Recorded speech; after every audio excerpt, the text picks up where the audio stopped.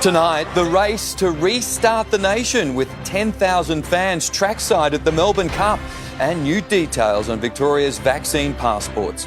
Plus, Brett Sutton set to be stripped of some of his power as Chief Health Officer. A little girl killed in a camping ground tragedy at Wilson's prom. Relief for Victorian parents with childcare costs set to be slashed. A murder probe in Melbourne's east after a young pregnant mother was found dead. And side by side, Collingwood's newest Dacos vows to help get the Pies back to the top. Live from Melbourne, 7 News with Mike Amor. Good evening. 10,000 vaccinated fans will be trackside at next month's Melbourne Cup as the Andrews government gambles on reopening the state despite rising COVID case numbers. The boost is being sold as a sign Melbourne is returning to life, with new details emerging on how vaccine passports will work. And they're racing. It was the race that stopped the nation before the pandemic did. Fowler Declare kicks! Fowler Declare's won it! And in just 23 days, the Melbourne Cup is back with a crowd of 10,000 fully vaccinated racegoers. This is all about those sorts of events being back. Us as a state, an economy and a community being open. And this must be very welcome news. But more importantly, for friends and family, it means they will soon be able to be reunited. And if we hit the 80% double dose target by November 4, Oaks and Stakes Day will be back with crowds too. All of those things I think are a very powerful signal that we are bouncing back. But just who makes up the 10,000 is yet to be decided. All those details we still need to work through. In our current plans, we've had around about 300 people that will be part of the racing bubble, so industry participants, and hopefully we'll allow somewhere between 500 to 1,000 owners on each day on course. Cup Day crowds and a concert at Sydney Myer Music Bowl will go ahead regardless of our vaccination rate. The events are a part of a Melbourne-based trial to test the Services Victoria app at large-scale events. You'll QR code in, you'll have one tick to show that you've checked in, you'll have another tick to show that you've been vaccinated, and there's a hologram that's been inserted on the certificate to prevent fraudulent behaviour. The same trial will begin in regional Victoria tomorrow across 14 smaller venues in 6 LGAs. Cinemas, at a cafe, at a gym, at a church, at a beauty clinic, at a real estate agent. But what the government is doing is they are picking and choosing winners and losers. This is something we're not happy with. There were 1,890 cases today and 609 people are in hospital with 5 more deaths. And while hotspot areas are showing improvement, we're seeing a definite cooling off in the case growth rate in Hume. There are 18 cases linked to illegal gatherings in Baw Baw Shire. Are those people looking at fines or have they been fined? They're looking at COVID.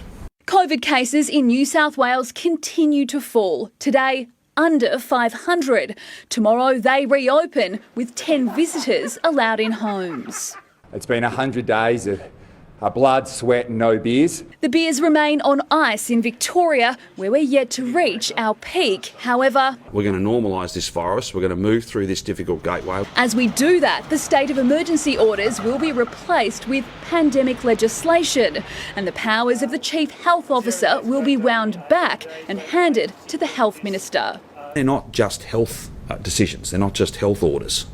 They are health orders, they're economic orders, they're social orders. And as for the Premier's fines for his failure to wear a mask, I received them on Friday and I paid them moments later. And that was one burden for me to shoulder. The grief I got from Kath and the kids was considerably more. Chanel Vella, 7 News. We're on track to meet the 70% vaccination target early as Victorians rush to bring forward their second doses.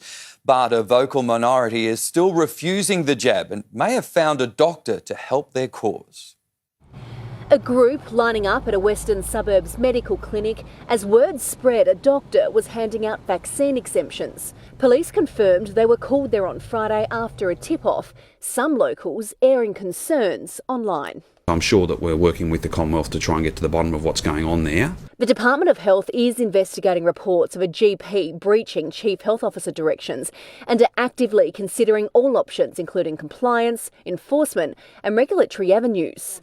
Other GPs say people trying their luck don't realise how hard it is to officially gain an exemption. Unless they're actually recording with the register, it doesn't count for anything. The letter doesn't mean anything.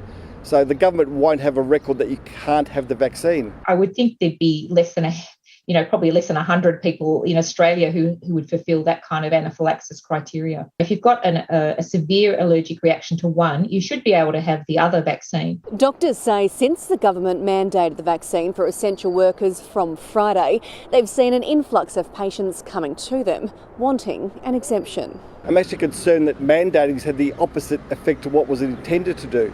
It's got a lot of people annoyed and angry, and they coming to us wanting a medical exemption from having the vaccine. Hundreds of Victorian doctors, nurses, teachers and police officers have now joined a pro-choice union in Queensland and are raising money for a legal battle to take on the government over mandatory laws. I think this has become a political issue and it's become an ethical issue and perhaps a personality issue. So that there are people who believe that, mandating something, and that word is problematic, that's a problem. But despite the opposition, the numbers suggest anti-vaxxers are in the minority. 81,000 people got the jab yesterday. 85.5% have had their first dose. 58.6% of Victorians are fully vaccinated. We're now set to hit the 70% double dose mark on October 23. Tegan Dolling, 7 News. Children as young as 5 could become eligible for the COVID vaccine by Christmas. Pfizer is making an application to Australia's medical regulator in coming days, which could help fast-track immunisations for kids under 12. ATAGI co-chair Professor Alan Cheng says approval isn't guaranteed. A Victorian truck driver has tested positive for COVID in South Australia. The man in his 20s returned the positive result at a testing site near Renmark. He's now in Medi Hotel quarantine in Adelaide. A little girl has been killed in a camping ground tragedy at Wilson's Prom. Details are just coming through to Estelle Greepink in the newsroom. And Estelle, the little girl was struck by a caravan. Mike, an off-duty paramedic worked desperately on the 7-year-old, but sadly nothing could be done to save her. She was struck by a caravan at Tidal River Campground at Wilson's Prom around 10 o'clock this morning. Despite CPR being performed, the little girl died at the scene in a tragic accident that's rocked the local community. The driver of the vehicle did stop and is assisting police with their investigation. Detectives are also hoping anyone who witnessed the crash comes forward and speaks with police. Mike? Estelle, thank you. Victorian families will get a discount on childcare fees next year under a plan to boost the economy. It's aimed at getting more women back into the workforce, with the lockdown blamed for skill shortages around the country. Speeding up cheaper childcare to get women back into the workplace faster. The federal government is bringing forward its $1.7 billion childcare package to begin March next year, not July. It's going to make a big difference to 250,000 families. And a big difference to the economy. As border closures shut migrants out, employers are crying out for more staff. Around 90,000 people last year identified the cost of childcare as the reason why they weren't in the workforce. Providers like Natalie say childcare is too expensive. There's not many families that can afford full-time care at the cost of over $30,000 per child per year. Starting March 7, the 85% government subsidy will be increased to 95% for any second or subsequent child under the age of 5, saving families an average of $2,200 a year. And according to Treasury, will mean 40,000 more people will work an extra day. It's always been whether they could afford to do 2 days, 3 days or 5 days. This will take away a lot of that pressure for our families. Labor says it's just a fraction of its centrepiece policy. With the government's childcare package, only 25% of families are going to get any relief. But the federal government has not yet finalised its election platform, and there could be further announcements for the childcare sector before they head to the polls. Is this it? This is what you're taking to the election? This is the policy which we announced in the budget. No upgrades, no tweaking of it. Do you want me to announce some election policy now? That would be a first. Perhaps not the last we've heard of this. Jennifer Beshwati, 7 News. Labor Party dirty laundry will be aired at a public corruption hearing beginning tomorrow. State political reporter Chanel Vella will be covering the proceedings. And Chanel, some powerful people could be drawn into this.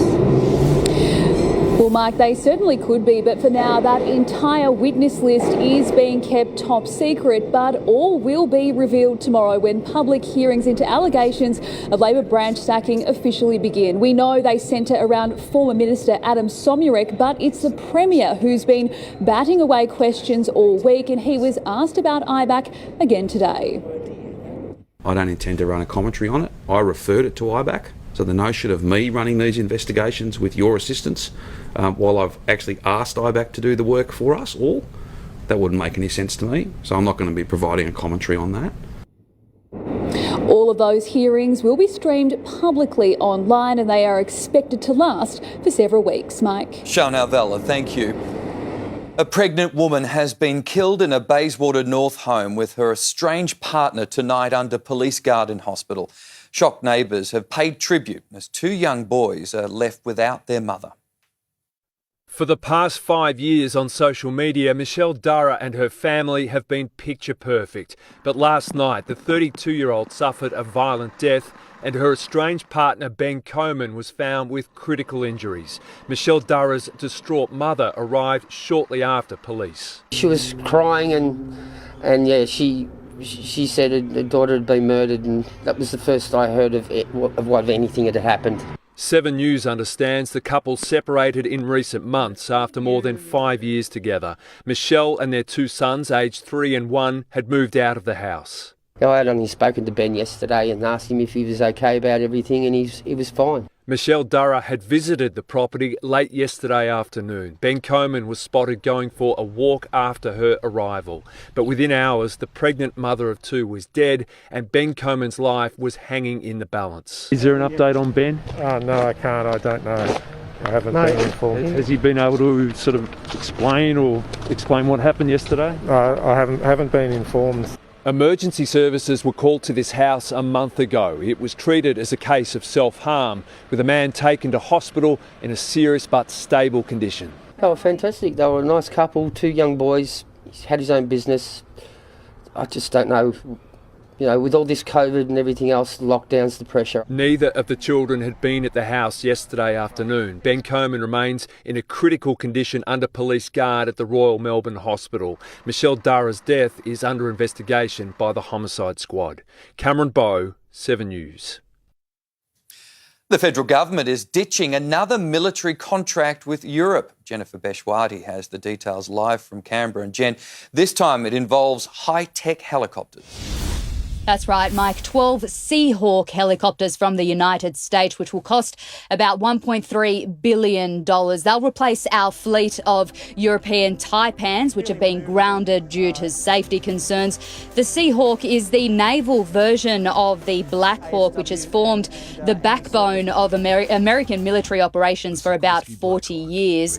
Now, the Pentagon has released a statement saying that Australia is one of America's most important allies in the Western Pacific, and this sale will contribute to peace and stability in the region. Now, this is the first step to acquiring these helicopters. It still needs to be approved by the federal government's National Security Committee. Mike? Jennifer Beshwati live in Canberra. Thank you. Former US President Donald Trump will fight to stop the release of key documents detailing how he responded to the Capitol riots. The new battle comes as Trump revs up support for what's shaping as another presidential campaign. Who'd have thought, nearing the first anniversary of his election loss, Hello, Iowa. Donald Trump would be campaigning. The election was rigged. Still insisting he was cheated as he shapes to run again. And we will win again like we've never, ever won before. Clouding his Des Moines rally, a congressional inquiry, it has demanded White House documents on how the then president and others responded as January's deadly riot exploded in Washington. President Biden now says the inquiry can have the documents. He believes it to be of the utmost importance for both Congress and the American people to have a complete understanding of the events of that day. Donald Trump says he will take all necessary steps to defend the office of the president. That is, take his fight to keep those documents confidential to court. Is the Democratic Party's fear of the return of Trump. That's what all these committees are. And Iowa's reaction? We did. Suggests Trump is yet again relishing the storm around him. We will never, ever surrender. In the United States, Tim Lester, 7 News. Fears of a fight club culture are growing after disturbing scenes at a park in Melbourne southeast. Police were called to the wild brawl between teenagers at Caulfield Park around 7 last night.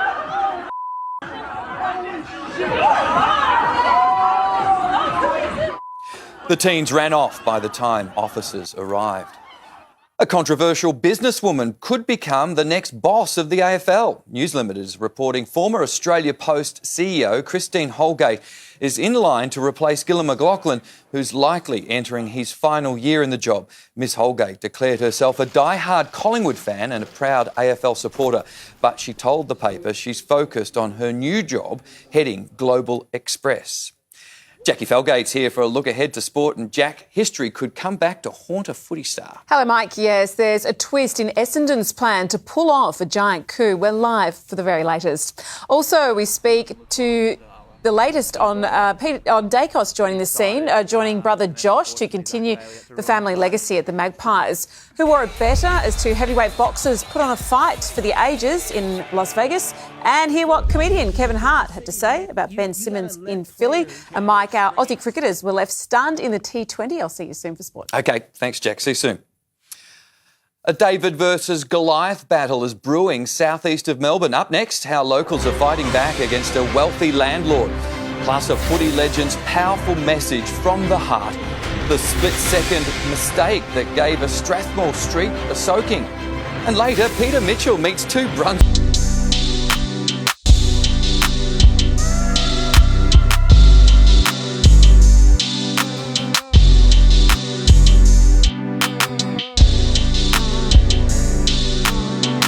Designs have been revealed for 2 new stations at Pakenham.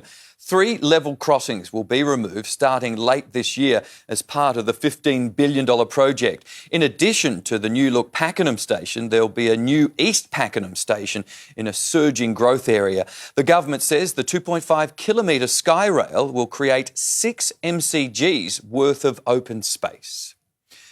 Sharp rises in rent prices are threatening to ruin family-run businesses at a popular shopping strip on the Mornington Peninsula. Owners say they've struggled to weather the pandemic storm and now fear they simply won't survive.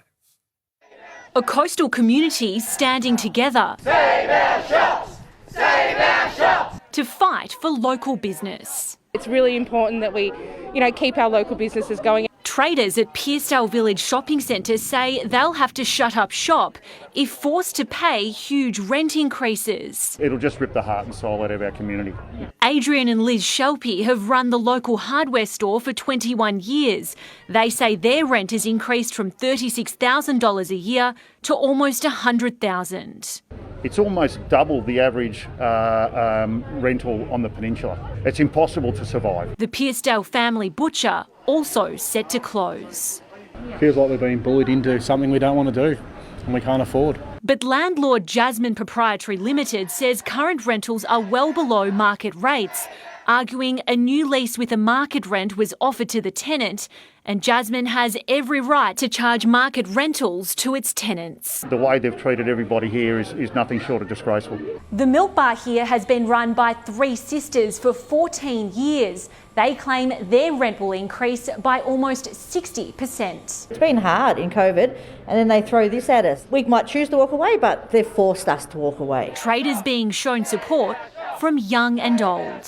Where they should keep the milk bar open. I want to keep the shops open so then I can get donuts from the bakery. Estelle Greepink, 7 News.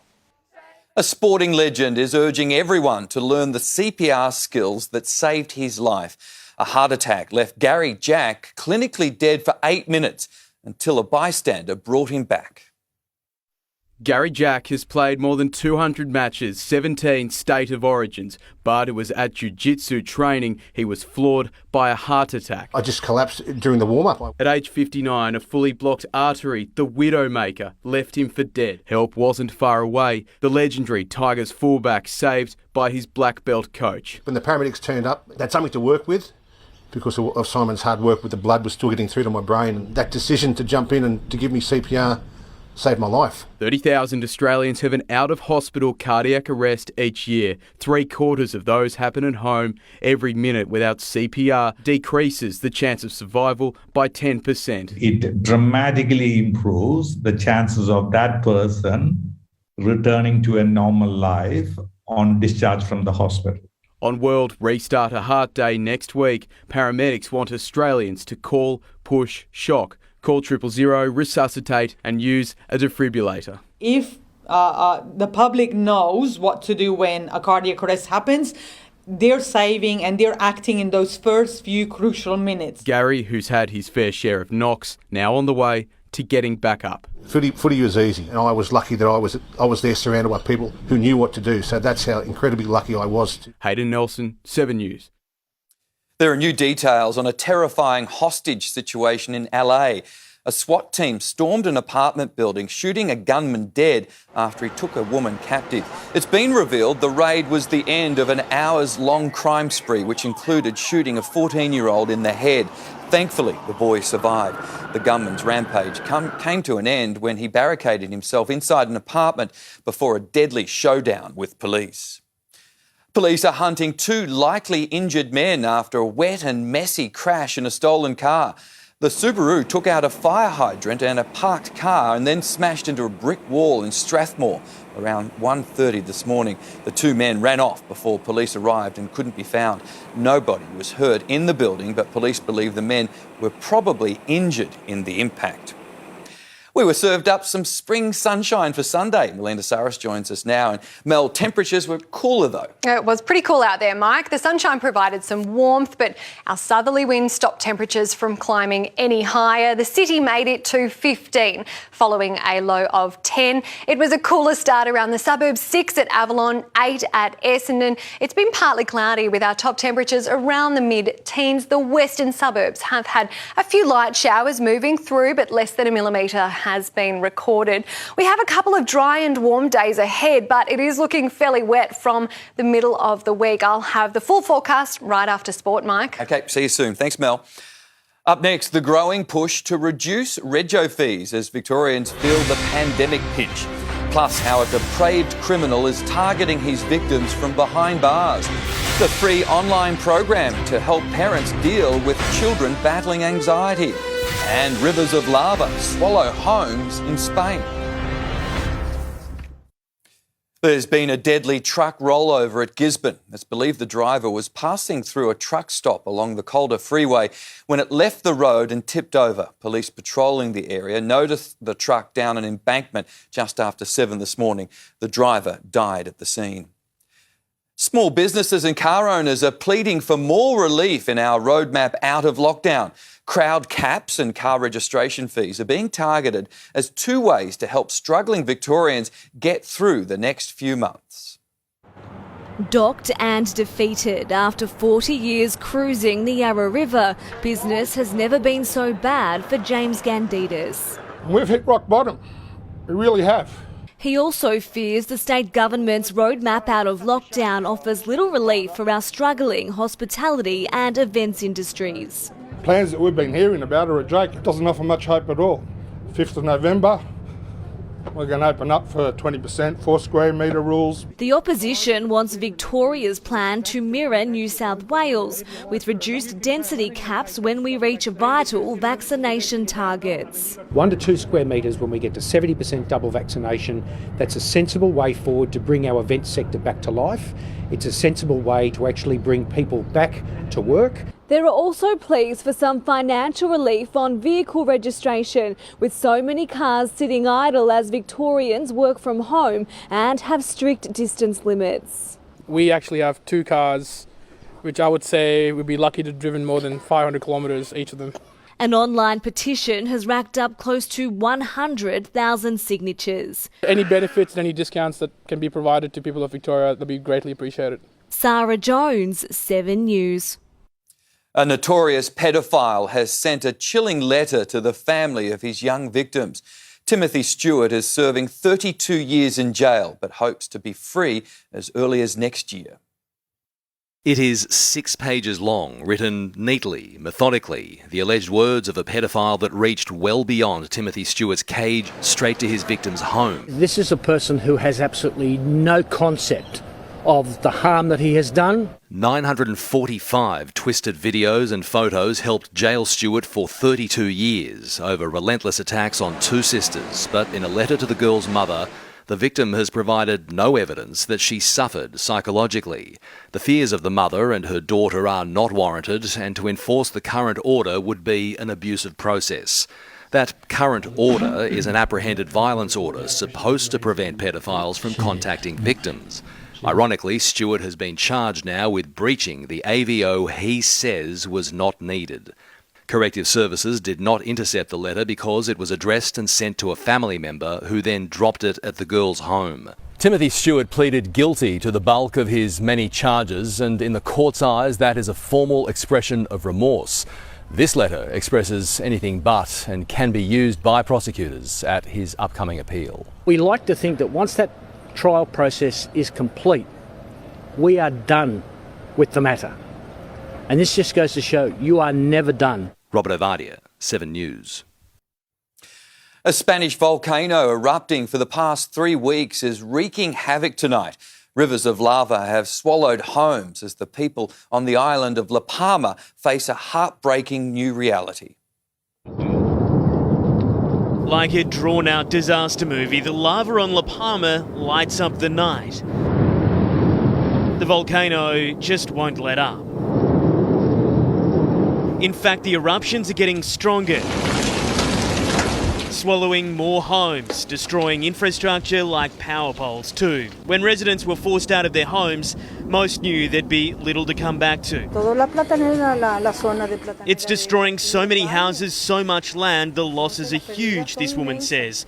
More than 1,100 buildings have now been destroyed. The ash cloud shut the island's airport this week, but it hasn't stopped tourists catching ferries from nearby islands. It's very sad seeing the lava going down here because it looks like it's destroying quite a lot more houses, but still it's good to see, the beauty of this. In London, Hugh Whitfeld, 7 News. Police in the US are under fire for dragging a disabled man from his car during a traffic stop. I can't step out the car, sir. What'd you grab the The police department says the officers didn't do anything wrong because they offered to help the man from his car first. Residents ran for their lives as a 3-story building came crashing down in India.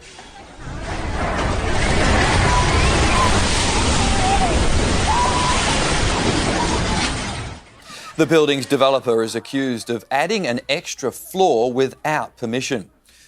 Homeschooling has led to a sharp rise in the number of children suffering anxiety, but a new free online tool is helping students overcome their fears and get back on track. 2 years of on and off remote learning. According to mother of 2, Anthea Doran, there's only one way to describe it. My friends and I call it the Corona coaster. With the children, it's been a very up and down time. With so much change out of their control, both of her children began suffering from anxiety. Anthea turned to an online parenting program called Fearless Triple P. It basically talks to you about childhood anxiety, what to look for, how to talk about anxiety with your children. The free online program gives parents a toolkit which can be accessed at any time on any device. It means that Victorian mums and dads who are concerned about their children's well-being and mental health are going to be able to freely access really evidence-based, practical parenting support that will allow them to help support their children's mental health and well-being. Before the pandemic, 1 in 7 Australian children suffered from some form of mental health problem, anxiety being the most common. Over the past 2 years, that number has doubled. This boost in funding will support around 20,000 families of children who have high anxiety. Melina Saris, 7 News. Still ahead tonight, a health shock for Ian Thorpe, with the swimming champion spending time in intensive care. Plus, Melbourne pharmacies running short of a vital drug to treat kids' arthritis. And Peter Mitchell meets two mates from Brunswick who have turned a simple beat into a worldwide hit.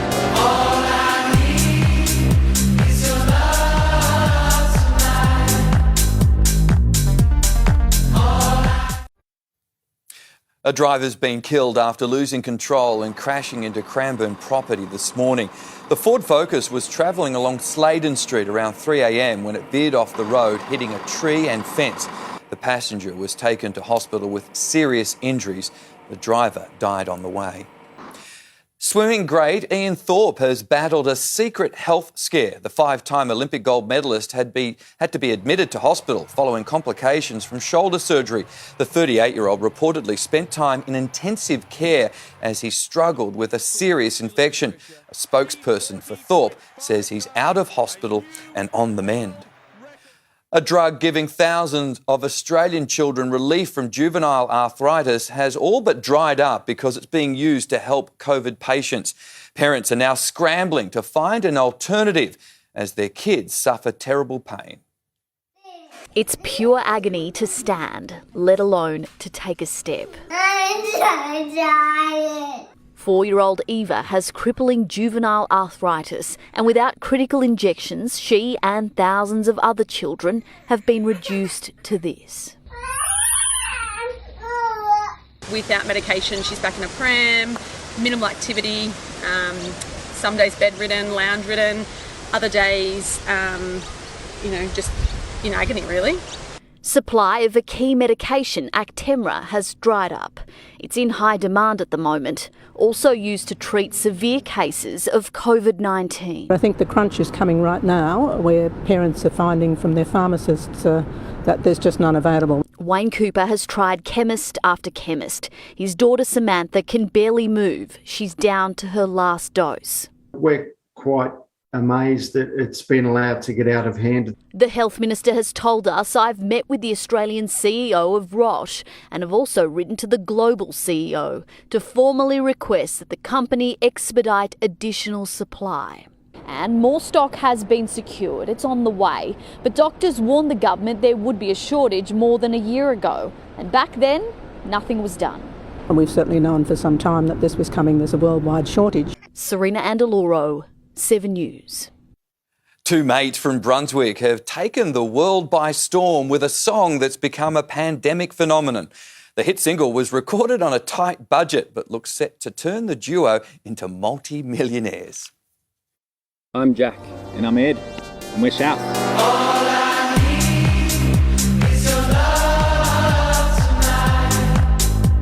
It's called Love Tonight, a catchy tune written and recorded by two Melbourne friends that's become a mega hit.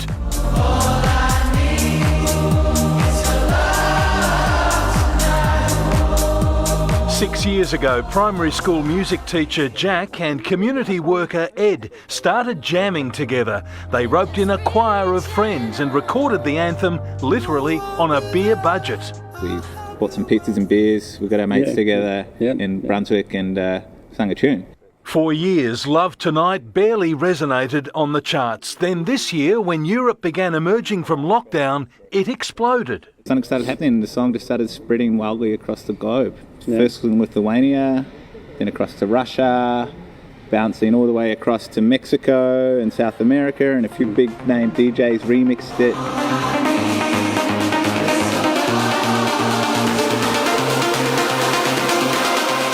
After months of isolation, newly freed music and dance enthusiasts latched on to the song's message of solidarity, love and connectedness. It's been streamed hundreds of millions of times. It's surged up the charts, sitting at number 8 globally on Shazam, in good company with Coldplay and Ed Sheeran.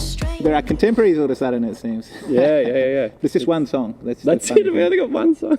Yeah. All I see After watching their own success from lockdown Melbourne, Ed and Jack have finally escaped to France for a long-awaited live tour. We have come from Australia. This is our first show in 3 years, I think. They can now see firsthand the impact on so many. When everyone's dancing and singing to it in the club, that is that process of emotional healing where people are able to start to feel like they connect again. The powerful anthem helping millions release the pent-up feelings of the past 2 years. It is like a natural therapy for the brain. It gets right at those emotional processing centres, and it's a really good way to tap into emotions that are often hard to talk about. Perhaps if it wasn't for the pandemic, this wouldn't have happened, you know. It's like the song needed its moment, and this was the moment it took. Schaus is determined it won't be a one-hit wonder. They can't wait to come home and celebrate with the choir, instrumental in producing something extraordinary. Peter Mitchell, 7 News. How good was that? I haven't been to a nightclub this century, but that song's firmly in my mind now. You only need one hit, don't you? Yeah, you sure do. Jackie's back with Sport and Jack. A star giant has thrown a curveball in the trade period. That's right, Mike. An interesting twist has emerged. We're live with the latest next. Also, our exclusive with the Dacos brothers set to continue the family tradition at the Pies. The ball that completely bamboozled the Aussies in the T20 clash with India. Two of the world's best boxing heavyweights put on a show even before they enter the ring. And the Hollywood comedian who's in Ben Simmons' corner.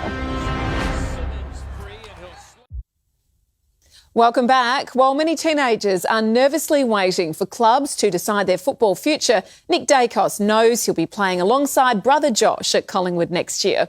The potential top draftee revealing to 7 News his dad and Magpies legend Peter has helped keep him level-headed. They're the brothers fueling a footy dynasty, and the Dacos duo is set to unleash at the Pies. Yeah, pretty competitive, yeah. Very competitive. Used to rough each other up in the backyard, so to play alongside him will be a dream come true. 18-year-old Nick is touted as a top 3 draft pick. He's already committed to Collingwood and playing with older brother Josh as father-sons of Pies great Peter.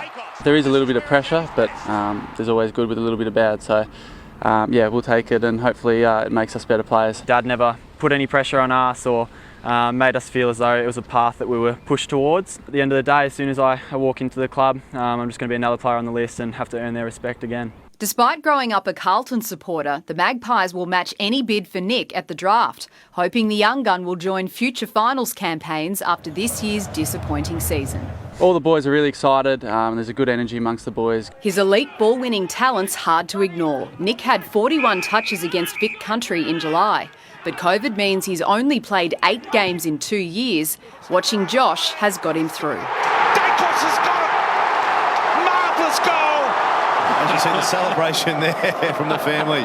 If your brother does that, you get excited. We thought we could let loose with a nice celebration, so when Josh kicked the late goal that we thought was going to win the game, we got pretty excited. Nick's moment isn't far away. Draft day is on November 24. I can imagine the butterflies that will be floating around in my stomach a couple minutes before that pick's read out. Collingwood's family to us, and with Dad playing there and now us, it would be great to stay there and hopefully build our own legacy there too. Laura Spurway, 7 News. More than a dozen deals remain up in the air ahead of the final 3 days of the trade period. Mitch Cleary has the latest developments. Hello, Mitch. There's been a backflip from an in-demand Giants star. Jackie, the biggest move of the weekend came from Giants forward Bobby Hill, who officially requested a trade to Essendon, calling his coach Leon Cameron direct to make the move. It's in a bid for extra support for his pregnant partner and to be closer to his cousin and St Kilda's Bradley Hill. The Giants are now assessing whether they'll let the 30-game youngster walk, given he is under contract, and his call came a month after the season and a month after these quotes, where he pledged his future to the club, saying he was 100% committed to staying and didn't want to be that player leaving, wanting to repay the love back to the club. If he does leave, he'll become the 6th ex-Giant on Essendon's list and fit into an emerging forward line that's been crying out and craving a small forward alongside Anthony, McDonald, Tip and Woody. A lot to play out on that one. Meantime, Rory Lobb at the Fremantle Footy Club, his move and request to the Giants still up in the air tonight. It's hinging on his salary, given the Giants' tight salary cap, and his ability to take a haircut. One move that was finalised last week was North Melbourne's Robbie Tarrant, the veteran officially moving across town to Richmond, issuing this statement to Tigers fans. Super excited to be joining the Tigers and can't wait to get down to the club and meet the players, coaches and staff and get stuck into pre-season. Looking forward to a big 2022 and can't wait to have you guys back in the stands. Jackie, the ruck domino set to spark conversation tomorrow. Darcy Fort, his move from Geelong to Brisbane, still no guarantee, which could hold up John Segler and his desire to get out of Hawthorn. Jackie? Yeah, watch this space. Thank you very much, Mitch. Australia's women's cricketers have sealed the multi-format series against India after a thrilling T20 last night. But they were left gobsmacked by this incredible delivery. Oh, what a ball! That has come back from miles outside off stump. And Healy's on her way. Boy, oh boy, what did that ball do? Indeed, the Aussies recovered after the early hiccup, chasing 119 for victory. Talia McGrath held her nerve with an unbeaten 42. And again, she hammers that through cover. Magnificent shot. Pretty good feeling at the moment. India bowled really well early and, yeah, pretty happy to get away with the win and the series win.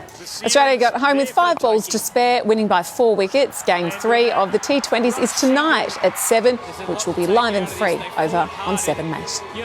Heavyweight boxers Tyson Fury and Deontay Wilder have finally put their rivalry to bed. The pair came out in some colourful costumes ahead of their third and deciding bout. Fury landing the knockout blow in the 11th round. And that's it! It's over! The Gypsy King is the heavyweight champion of the world. The new world champ celebrating by serenading the crowd of 15,000 in Vegas. I was walking in Vegas, and do I really feel the way I feel? Thank you very much! They're calling it one of the greatest fights in history. And finally, Ben Simmons has found an ally in Hollywood star Kevin Hart as the Aussie tries to escape the heat from the 76ers fans. Ben Simmons is a f***ing star. Philadelphia, man, we're a different city. Somehow we forgot about all the good that he did. Wasn't he an all-star? Simmons is currently being fined almost $500,000 Australian dollars for every pre-season game he misses. How about that? That is a lot of money. I'd get back soon if I was. Indeed. Thanks, Jack. Mel is next with the forecast. And Mel, how's the start of the week looking? Well, Mike, we'll have some sunshine and warmth, but the second half of the week is looking quite wet. I'll have all of those details right after the break.